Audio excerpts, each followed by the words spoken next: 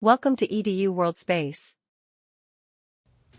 So whenever we're dealing with volume and density, it's often necessary for us to use triple integrals. So what we'll have here is Iz being equal to the triple integral of x squared plus y squared times the density rho xyz. But in this case, we know that our density is just going to be a constant, so we can move that constant outside the integral.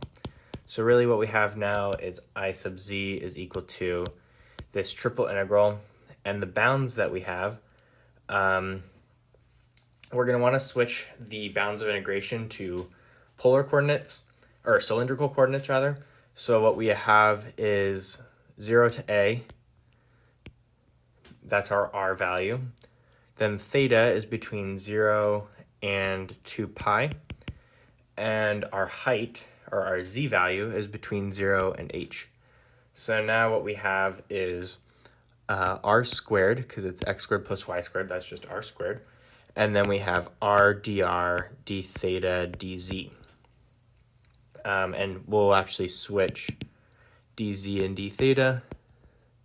So immediately we can move out the dz and d theta. dz will just be evaluated here, d theta will just be evaluated here. So what we end up getting is 2 pi times h times the integral from 0 to a of r cubed dr. Then what that's just going to give us is 2 pi h times r a to the fourth over 4. And then don't forget we have our k out here as well. So the 2 and the 4 will just give us 2 on the bottom.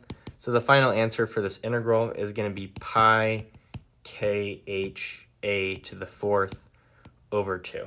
And again, since it's multiplication, you can move those around, but that is our Iz value.